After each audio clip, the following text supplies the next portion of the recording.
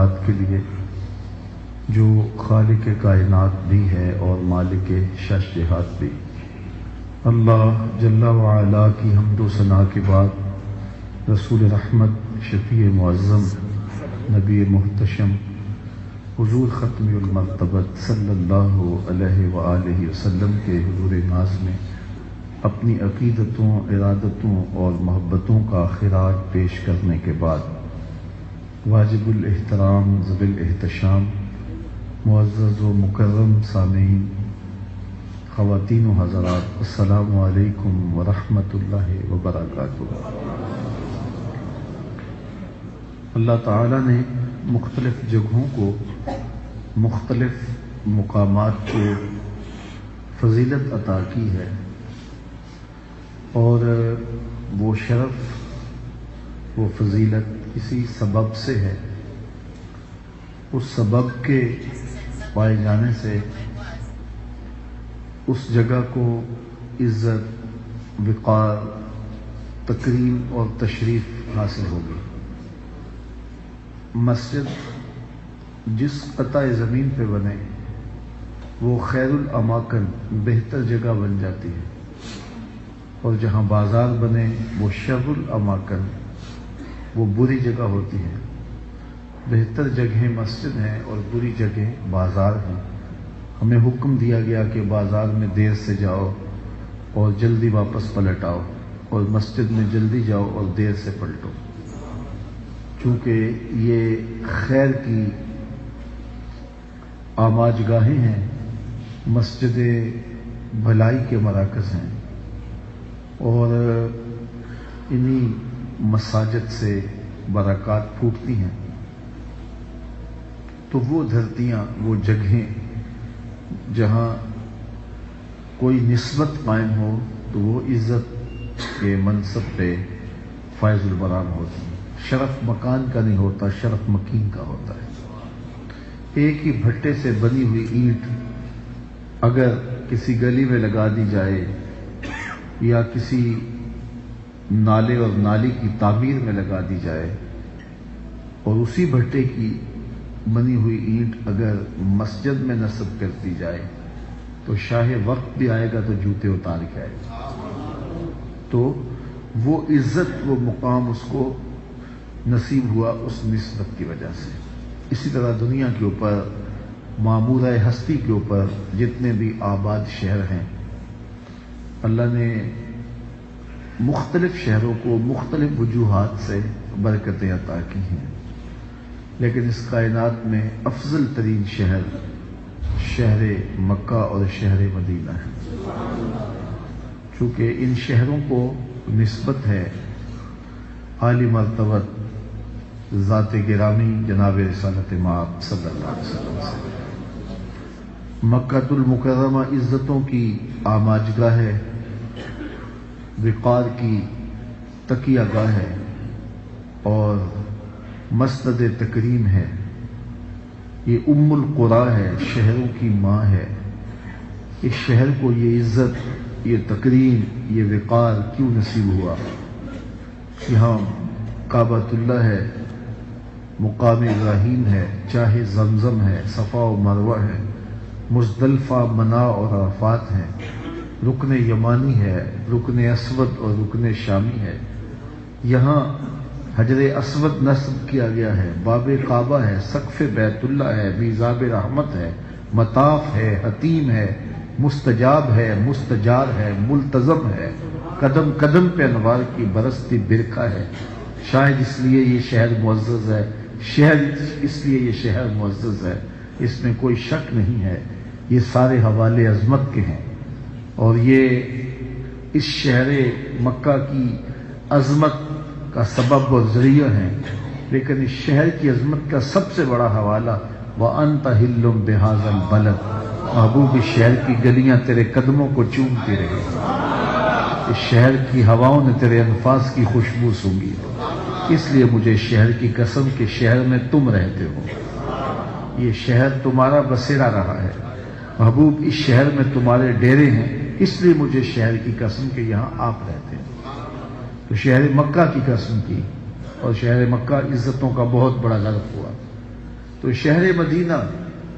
شہر خوما، شہر جمال، شہر نور، شہر رحمت، مدینہ المنورہ عزتوں کی آماج کا اس لیے بنا کہ یہاں حضور نے آ کے ڈیرا لگایا،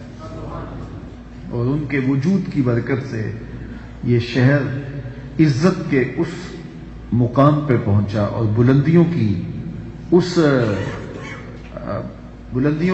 معراج کو پہنچا کہ دنیا کا کوئی شہر اس کی عظمتوں کو چھو نہیں سکتا، اس لیے کہ اس شہر کو نسبت ہے رسول کریم صلی اللہ علیہ وسلم سے، اس کو شہر حبیب کہا جاتا ہے، اس کو بلد الرسول کہا جاتا ہے، یہ حضور کا شہر ہے، اس شہر کی مٹی میں حضور علیہ الصلوۃ والسلام کے الفاظ کی خوشبو بسی ہے، اور یہاں حضور نے اپنی مستقل رہائش رکھی۔ 8 ہجری میں مکہ فتح ہو گیا، اور حضور فتح مکہ کے بعد واپس مکے پلٹ جاتے، مکہ سے ہجرت کر کے کچھ اسباب کی وجہ سے حضور وہاں سے آئے تھے، ورنہ جب حضور شہر مکہ کو چھوڑ رہے تھے تو حضور پہلے کعبۃ اللہ کے پاس آئے اور کہا، اے کعبہ تیری بڑی عظمت ہے اور میں کبھی بھی اس شہر کو نہ چھوڑتا، اگر ان لوگوں نے جو ہے وہ یہ حالات نہ پیدا کر دیے ہوتے تو شہر مکہ کو چھوڑنے کو کس کا جی چاہے؟ ام القری، بستیوں کی ماں اور اللہ کا گھر، حرم الہی، تو ایک نبی اس شہر کو چھوڑ رہا ہے تو حالات کا تقاضا تھا اور حکم الہی تھا کہ حضور کو شہر مکہ چھوڑنا پڑا، اور حضور نے فرمایا میں کبھی نہ چھوڑتا، اور آنکھیں اشک برسا رہی تھی۔ 8 سال کے بعد مکہ فتح ہو گیا تو حضور واپس پلٹ کے مکے آ جاتے کہ وہ رکاوٹیں ختم ہو گئی، بت توڑ دیے گئے، کعبۃ اللہ کی چھت پہ اذان کی آواز گونج رہی ہے، بلال حبشی صدائے دل نواز دے رہے ہیں، تو حضور واپس مکے آ جاتے، لیکن حضور مدینے والوں کا دل نہیں توڑنا چاہتے کہ اس اوکھے ویلے انہوں نے جس طرح ساتھ دیا اور جس طرح انہوں نے محبتیں دی۔ جب حضور بیعت عقبہ کے موقع پہ آئے نا، یہاں بیعت عقبہ کے موقع پہ جب مدینے سے کچھ لوگ آئے، اور وہ آپ پڑھتے ہیں تاریخ میں 2 بیعتیں ہوئی ہیں جو مدینہ کے لوگوں نے حضور سے کی، بیعت عقبہ اولا، بیعت عقبہ ثانیہ۔ تو جب انہوں نے حضور کو کہا کہ آپ مدینہ المنورہ آ جائیں، یہاں کے حالات سازگار نہیں ہیں، تو ہم آپ کے ہاتھ پہ بیعت کرتے ہیں اور یہ عہد بھی کرتے ہیں کہ ہم وہاں آپ کے لیے لڑیں گے اور آپ کی حفاظت کریں گے، اور جو ہے وہ آپ کو وہاں مشکلات نہیں ہوں گی جو یہاں ہیں، آپ کے معاون ہوں گے، مددگار ہوں گے۔ تو حضور علیہ الصلوۃ والسلام سے جب یہ لوگ بیعت کرنے لگے تو حضرت برا بن معرور رضی اللہ تعالی عنہ وہ کہنے لگے کہ لوگوں رک جاؤ، یہ بیعت کرنا آسان نہیں ہے، ان کے ہاتھ میں تم جو بیعت کر رہے ہو تو اس کا مطلب یہ ہے پوری دنیا سے ٹکر لے رہے ہو، تو سوچ لو ایسا نہ ہو کہ کل بلا کے پھر کہو کہ یہ کیا ہو گیا۔ ابھی یہ نوجوان تھے تو سب نے عہد کیا کہ جان لٹا دیں گے، محبوب پہ آنچ نہیں آنے دیں گے۔ اللہ اکبر۔ پھر حضور کے ہاتھ میں انہوں نے بیعت کی اور آقا کریم علیہ الصلوۃ والسلام یہاں سے ہجرت کر کے مدینہ تشریف لے گئے۔ کلثوم بن ہدم کے مکان میں حضور ٹھہرے، یہ بالکل قباء سے جو ہے وہ آپ دائیں جانب اترے تو وہاں اب بھی وہ مکان موجود ہے، اس حالت میں تو نہیں ہے لیکن شکستہ سی اس کی حالت ہے، شاید بعد میں دوبارہ اس کو تعمیر کیا گیا تھا۔ تو اس جگہ پہ وہ کھنڈر سا بنا ہوا ہے کیونکہ وہاں اس کا خیال نہیں رکھا گیا، لیکن یہ کلثوم بن ہدم کا مکان تھا جہاں حضور علیہ السلام نے قیام کیا، اور کھجوروں کے جھنڈ ہے، اور اسی باغ کے اندر آگے چل کے بیر عزق ہے جہاں حضور علیہ السلام نے پانی پیا تھا۔ جو لوگ عمرے کی سعادت یا حج کے لیے جاتے ہیں تو وہ ضرور اس کی زیارت کریں۔ تو حضور علیہ السلام یہاں رکے، حضور یہاں ٹھہرے، اور آپ جانتے ہیں کہ جس طرح وہ استقبال کرنے آئے اور جس طرح انہوں نے حضور کو محبت پیش کی، اور جس طرح طلع البدر علینا کی صدائیں تھیں، اور جس طرح پیار تھا ان کا اور امٹتے جذبات تھے، لیکن برا بن معرور نظر نہ آئے۔ تو حضور علیہ السلام کی آنکھیں ڈھونڈ رہی تھی اس نوجوان کو جس نے کہا تھا کہ اگر بیعت کرنی ہے تو پھر سوچ سمجھ کے کرو، پھر جانے بھی وارنی پڑی تو گریز نہیں کرنا۔ تو جس محبت سے اس نے پھر دعوت دی تھی، پھر لوگوں کو امادہ کیا تھا عہد وفا کرنے پہ، تو آج میرے حضور کی آنکھیں ڈھونڈ رہی ہیں کہ آج برا بن معمور دکھائی نہیں پڑا۔ سارے لوگ استقبال کرنے آ رہے ہیں، حضور کلثوم بن ہدم کے مکان میں ٹھہرے لوگ ملنے آ رہے ہیں، لیکن حضرت برا نظر نہیں آئے۔ خیر وقت گزر گیا، شام کے اندھیرے گہرے ہو گئے اور لوگ اپنے اپنے گھروں کو اجازت پا کے واپس پلٹ گئے۔ آقا کریم سے کہا گیا کہ حضور ہم جو ہے وہ آپ کے آرام کا خیال کرتے ہوئے، دل تو نہیں چاہ رہا لیکن ہم آپ سے جدا ہو رہے ہیں، آپ سفر سے آئے ہیں تو آپ یہاں آرام کریں۔ تو آقا کریم علیہ الصلوۃ والسلام وہاں آرام کرنے کے لیے چلے گئے، لیکن حضور کو نیند نہ آئی۔ آقا کریم مکان سے نیچے اترے اور میری آنکھیں وہ کھجور کا درخت ڈھونڈتی تھیں۔ ایک کھجور کے درخت کے نیچے حضور آ کے کھڑے ہو گئے۔ دور سے ایک شخص گھوڑے پر سوار آ رہا تھا، اس نے نقاب کیا ہوا تھا۔ تو حضور نے کہا ہو نہ ہو یہ برا بن معمور کیوں نہ ہو، اور جب وہ قریب آیا تو اس نے نقاب الٹا تو وہ حضرت برا بن معمور ہی تھے۔ تو برا بن معمور نیچے اترے اور حضور سے لپٹ گئے اور آنکھوں سے آنسو ہیں۔ تو حضور نے فرمایا کہ برا میں صبح سے آپ کا انتظار کر رہا ہوں، لوگ مجھے ملنے آتے تھے لیکن میں دیکھتا تھا آپ نہیں ہیں۔ عرض کی یا رسول اللہ میں نے سارا دن تڑپ کے گزارا ہے، لیکن میں آ اس لیے نہیں سکا کہ جاہلیت کے زمانے میں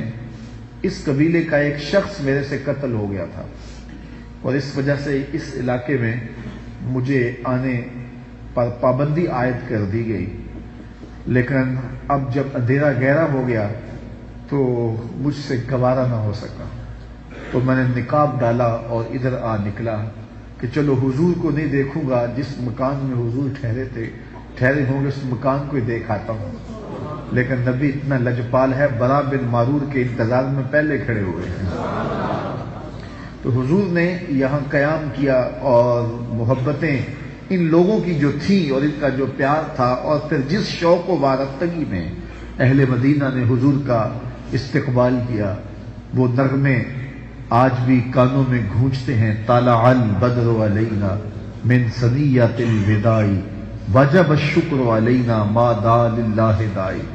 وہ کیا عقیدتوں کا ہجوم تھا اور کیا محبتیں تھیں۔ حضور کی جب سواری گزرتی ناکا جس پہ حضور تشریف فرما تھے،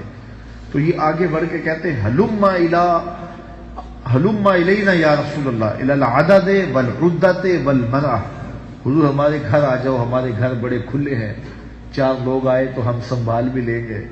ہمارے پاس اسلحے ہیں، کسی نے حملہ کیا توڑ بھی دیں گے۔ لیکن حضور فرماتے خلو سبیلی ناقتی معمورۃ من اللہ، میری اونٹنی اللہ کے حکم کی پابند ہے، اس کی راہیں چھوڑ دو۔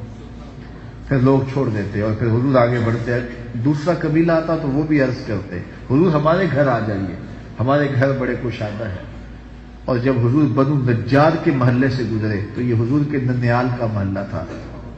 انہوں نے جو لفظ کہے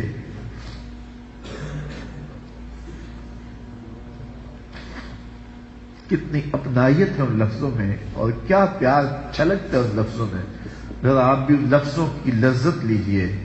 سبل الہدا والرشاد کے اندر امام صالحی نے اللہ ان کی قبر پہ رحمت نازل کرے، انہوں نے وہ لفظ نقل کیے کہ جو حضور کے ننیال کے لوگوں نے حضور کی خدمت میں عرض کیے،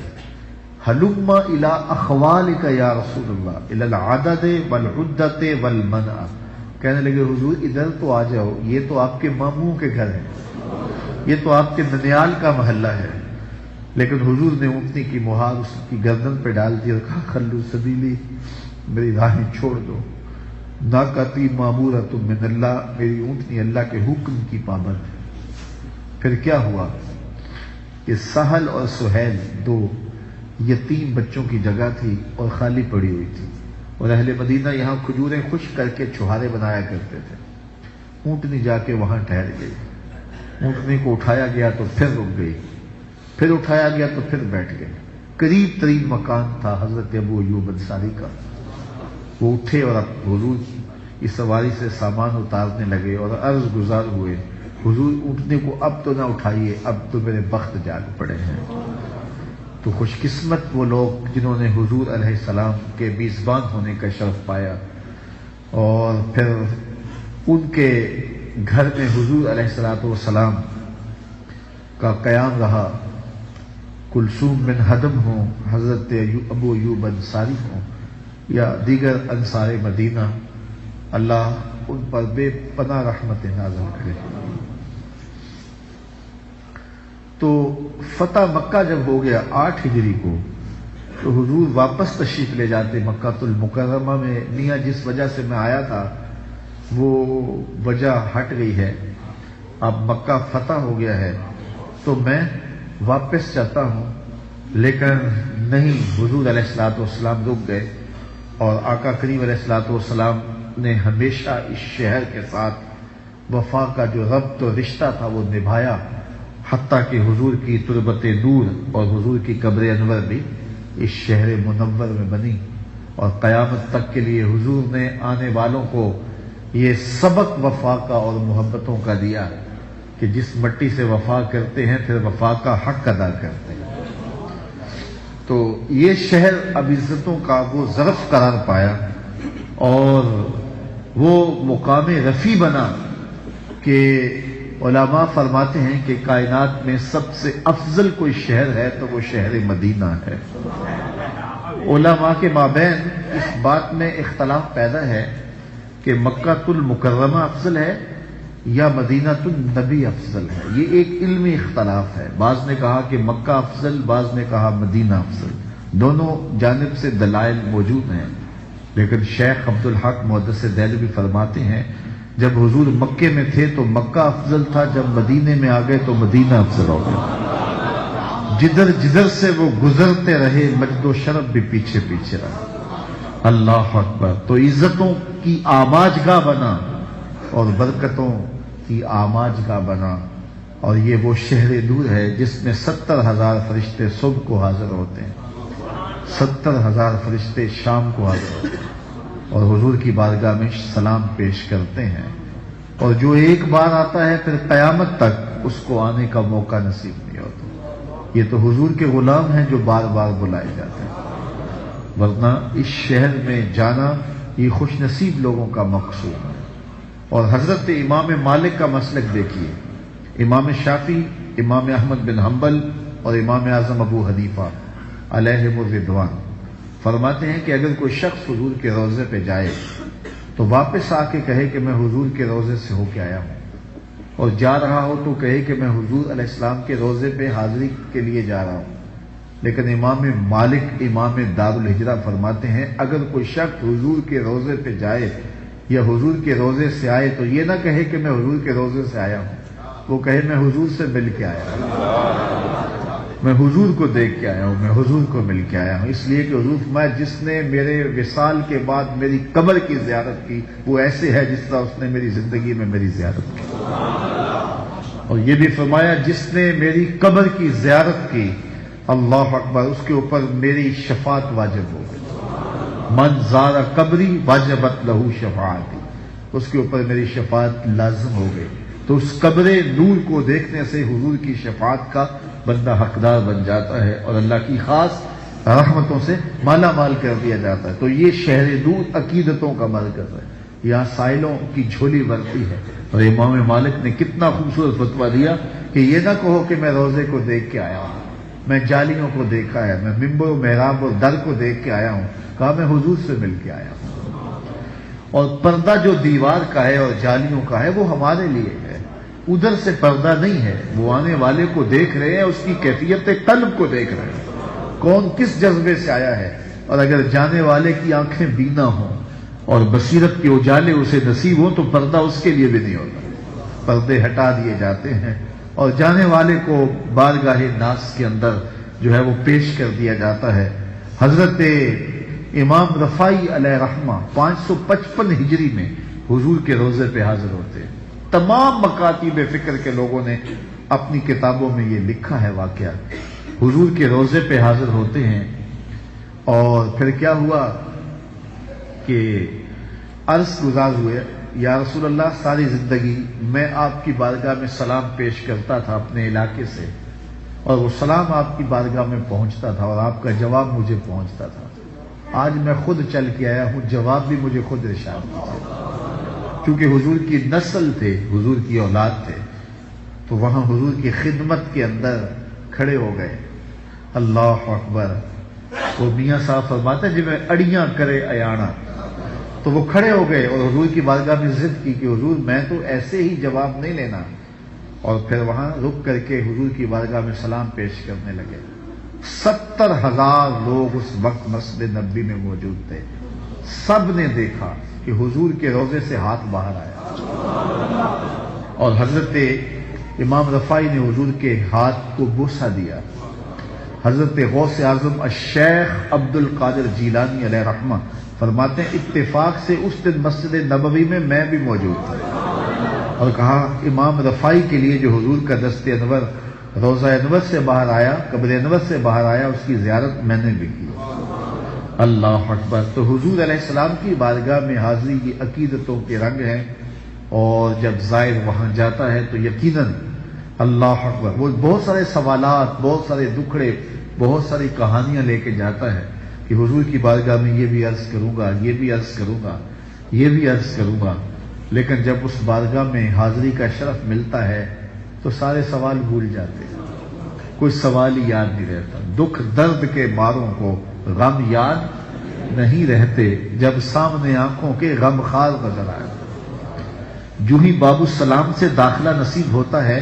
تو وہ جو گٹھڑی باندھ کے سوالوں کی، التجاؤں اور تمناؤں کی اور دکھڑوں اور سوالوں کی لے کے زائر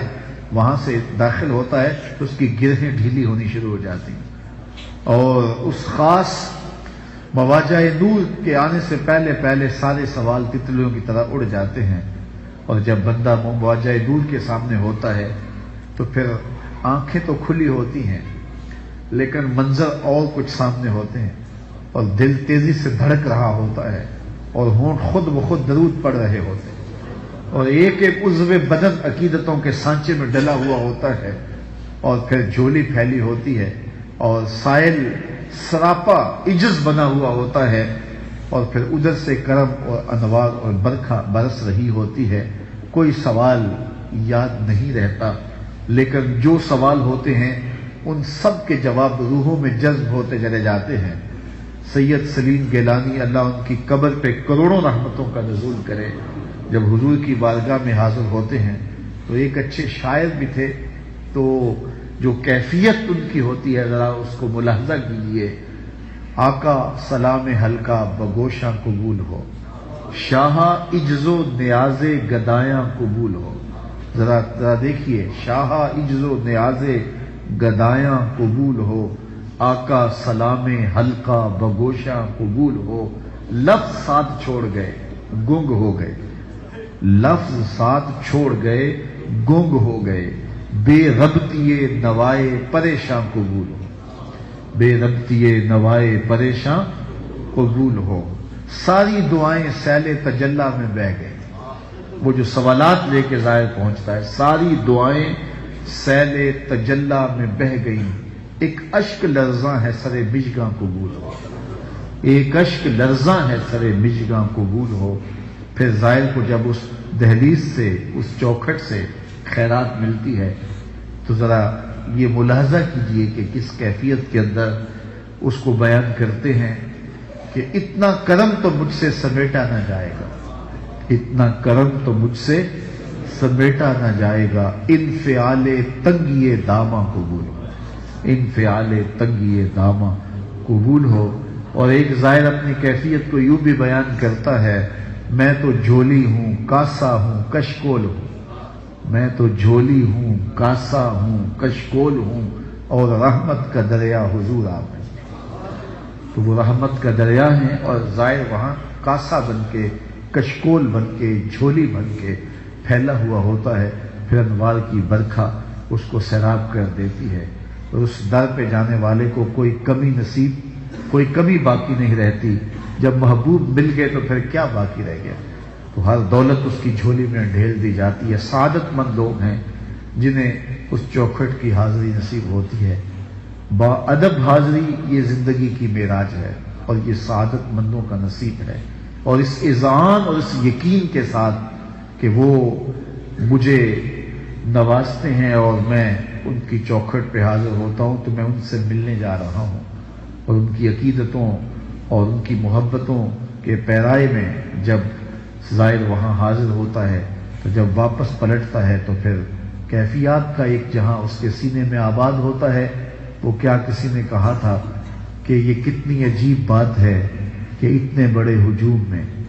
یہ کتنی عجیب بات ہے کہ اتنے بڑے ہجوم میں وہ دیر تک سنتے رہے بس میری ہی داستان. یہ ہر زائر کی کیفیت ہوتی ہے، وہ سمجھتا ہے کہ میرے ہی دکھڑے سنے جا رہے ہیں. وہ دیر تک سنتے رہے بس میری ہی داستان. تو وہ داستان درد، وہ کیفیات کا ایک جہان وہاں آباد ہو جاتا ہے، اور زائر اپنے سارے دکھڑے نہ کہنے کے باوجود وہاں حضور کی بارگاہ میں پیش کرتا ہے تو اس کا مداوع اور دکھوں کا درد بھی جو ہے درماں بھی نصیب ہو جاتا ہے. اور پھر جب واپس پلٹتا ہے تو وہ اپنے آپ کو کتنا ہلکا پھلکا محسوس کرتا ہے، اور کتنا بوجھ جو لے کر کے وہاں پہنچتا ہے وہ اس کے وجود سے اتر چکا ہوتا ہے. اللہ مجھے آپ کو بار بار اپنے اور اپنے محبوب کے در کی باادب حاضری نصیب فرمائے، اور اس شہر دور بار بار جانا نصیب ہو. زائر جب واپس پلٹتا ہے تو اس کو یہ تسلی سہارا دیتی ہے کہ میں پھر بھی پلٹ کے آؤں گا، ورنہ اس در سے پلٹنا اتنا آسان نہیں ہوتا.